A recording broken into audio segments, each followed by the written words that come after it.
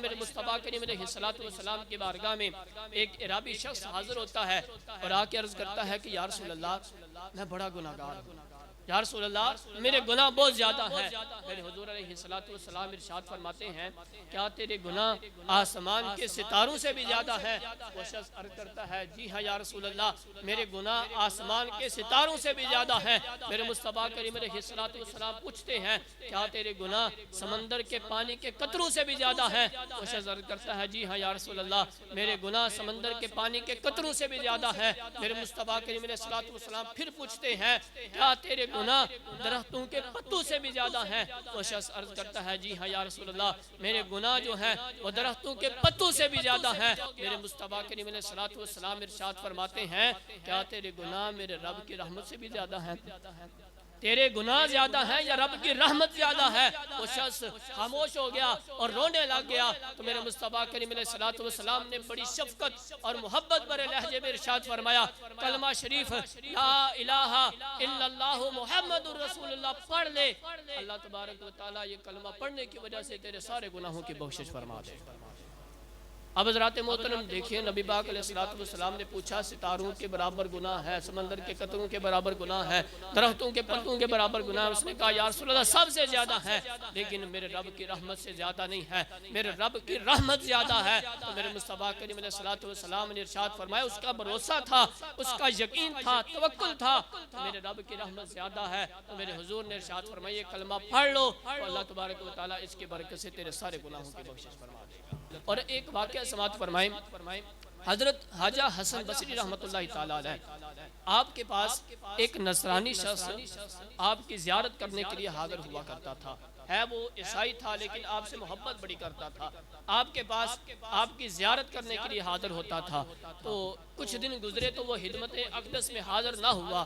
تو حضرت خواجہ حسن بصری رحمت اللہ تعالیٰ علیہ نے پوچھا کہ وہ نصرانی شخص کیوں نہیں آ رہا؟ تو لوگوں نے کہا کہ حضور وہ شخص نزا کے عالم میں ہے، اس کے اوپر موت کا وقت ہے اور وہ نزا کی تکلیف تو برداشت کر رہا ہے۔ تو حضرت خواجہ حسن بصری رحمت اللہ تعالیٰ علیہ آپ اٹھے اور اس کے گھر گئے اور جا کے اس سے پوچھا کیف حال ہوگا، تیرا کیا حال ہے؟ تو وہ نصرانی شخص عرض کرنے لگا حضور کیا پوچھتے ہیں، میں اپنا حال کیا بتاؤں، میرا حال بہت زیادہ برا ہے، موت میرے سر پہ کھڑی ہے اور کوئی میری پریشانی، کوئی میری موت سے جو ہے وہ نجات دلانے والا، موت کے اندر آسانی پیدا کرنے والا کوئی نہیں ہے۔ دوزخ کی آگ کے شعلے میرے سامنے بڑک رہے ہیں اور بچنے کی کوئی صورت بھی نظر نہیں آ رہی ہے۔ آج عدل کا ترازو قائم ہے لیکن کوئی عذر پاس نہیں ہے، جنت میرے سامنے ہے لیکن جنت کے اندر داخل ہونے کی کنجی جو ہے وہ میرے پاس نہیں ہے۔ آج سب کچھ میری آنکھوں کے سامنے ہے، آج میں سب کچھ قبول کرنے کے لیے تیار ہوں لیکن اب موقع نہیں ہے۔ حضرات یہ سارا غم کا واقعہ سن کر حضرت خواجہ حسن بصری رحمت اللہ تعالیٰ علیہ آپ نے ارشاد فرمایا مت گھبراؤ، مت گھبراؤ، تمہارے پاس جنت کی کنجی آنے والی ہے۔ یہ فرما کر حضرت خواجہ حسن بصری رحمت اللہ تعالیٰ علیہ اس کے گھر کے دروازے سے باہر نکلنے لگے۔ وہ کہنے لگا کہ حضور آپ تو یہاں سے تشریف لے کے جا رہے ہیں اور جنت کی کنجی میرے پاس آ رہی ہے۔ اب حضرات محترم جیسے ہی آپ اس کے گھر سے نکلتے ہیں وہ شخص پڑھتا ہے اشہد اللہ الہ الا اللہ و اشہد ان محمدن عبدہ و رسولہ، یہ کلمہ پڑھتا ہے اس کی روح پرواز کر جاتی ہے، وہ دنیا چھوڑ کے چلا جاتا ہے۔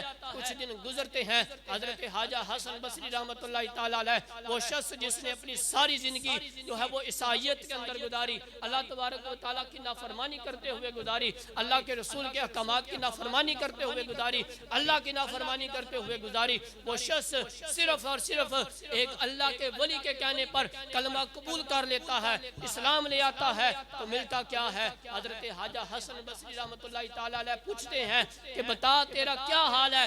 وہ شخص عرض کرنے لگا کہ حضور اے حضرت وہ جو آپ نے مجھے کلمہ پڑھایا تھا اللہ تبارک و تعالیٰ نے اس کلمے کی وجہ سے میرے سارے گناہوں کی بخشش فرما دی ہے اور مجھے جنت کے اندر اعلیٰ عرفہ مقام عطا فرما دیا ہے۔